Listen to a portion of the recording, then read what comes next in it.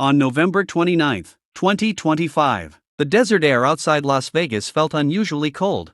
Inside a stucco townhouse on the edge of the city, the glow of a ring light flickered off, the live stream had ended, the comments had stopped scrolling, and the silence between 90-day fiancé Star Colt Johnson and his girlfriend, Cortney Reardans, was heavier than any viral scandal.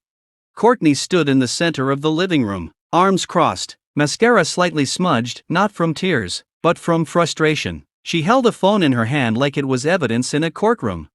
"Is this a joke, Colt?" she asked. Colt adjusted his glasses, shifting awkwardly on the couch. "It's not what you think. That's literally what every cheater says." On the phone screen was a thread of messages, Portuguese, heart emojis, voice notes, a selfie of a woman on a beach, sun behind her, captioned in English, "Come back to Brazil soon, amor." Cortney had found it by accident, or maybe not by accident. Instinct had guided her fingers. She'd noticed the late-night bathroom trips, the sudden obsession with Duolingo Portuguese lessons, the way he'd tilt his phone away. "Her name is Ana Luisa?" Cortney continued. "You told me she was just someone from a fan meetup." "She is," Colt replied too quickly. "She was." "Was?" Silence. The Nevada wind rattled the windows. Somewhere in the background, one of Colt's cats meowed, unaware that the relationship was imploding. "You booked a flight," Cortney said, her voice trembling now not with sadness, but with disbelief. "December 1st, Sao Paulo." Colt blinked. "I was going to tell you." "When? From the airport lounge?" He stood up, hands open in defense mode. "Cortney, listen, we were fighting. You said you needed space. Space does not mean book an international girlfriend." The words landed hard. Colt's face shifted from defensive to cornered. For years, viewers had watched him navigate chaotic relationships, long-distance romances, awkward breakups, dramatic reunions, but this felt different. There were no producers here, no camera crew, just raw consequence. "You've embarrassed me," Cortney said quietly now. "Do you know how stupid I feel?" It wasn't serious. "She calls you amor." He didn't respond. Cortney walked toward the hallway and returned with a suitcase, his suitcase, the same one he had used on previous overseas adventures. The symbolism was not lost on either of them. "You like Brazil so much?" she said, dropping it at his feet. "Go. Cortney. Go." He looked around the townhouse, the framed selfies, the decorative sign that read live, laugh, love, the cat tree by the window, the life he had been building again. But patterns have gravity. "I didn't mean for it to happen," he muttered. "It always just happens with you." There it was, the truth neither of them wanted to say outright. Colt had a history, a tendency to chase excitement, to seek validation in DMs, to blur boundaries until they disappeared. Cortney opened the front door. November 29, 2025. The desert wind rushed in like a dramatic cue. "You have 15 minutes, she said. 2 days later, Colt sat on a plane headed south. Destination, Sao Paulo, Brazil. He stared out the window as Las Vegas lights shrank below. His phone buzzed. "Ana Luisa, did you tell her?" He typed back, "Yes." 3 dots appeared instantly. "Ana Luisa, and?" He hesitated. "She told me to go." A heart appeared on his screen.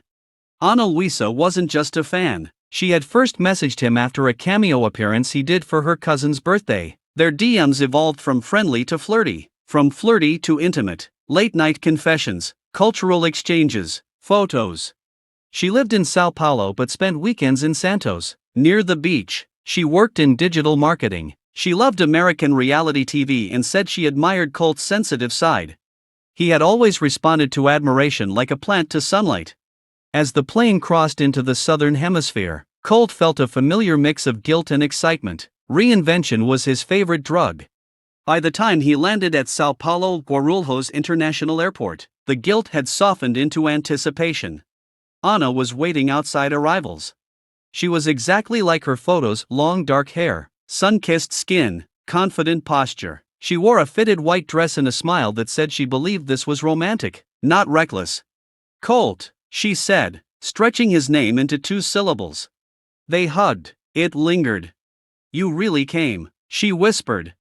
"Yeah," he replied, glancing around at the chaos of taxis and honking traffic. I did.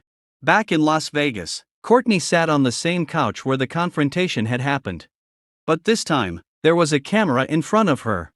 She had turned the ring light back on. I just want to say something, she began on Instagram Live. When someone shows you who they are, believe them the first time. The comments flooded in. Is he really in Brazil? Girl, you deserve better. Another season loading.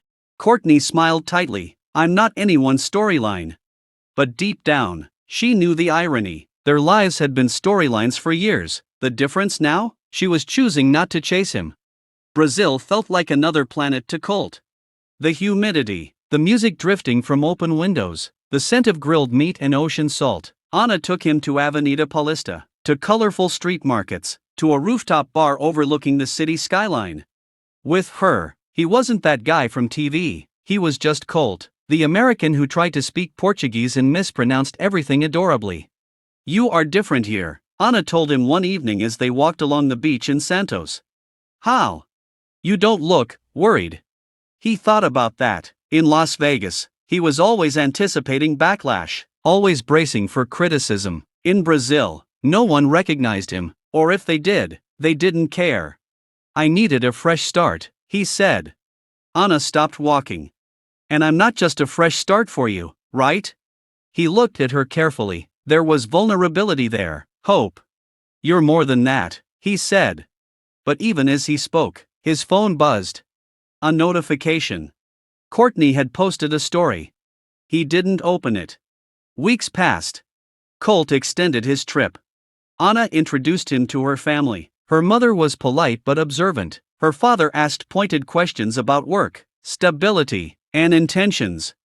Você vai ficar no Brasil? Her father asked over dinner. Are you going to stay in Brazil? Colt glanced at Ana before answering in broken Portuguese. Talvez, por amor. Maybe, for love. The table erupted in laughter and mild applause. It was charming, it was cinematic. But love built on the rubble of another relationship has cracks from the beginning. Meanwhile, in the U.S., Cortney began rebuilding.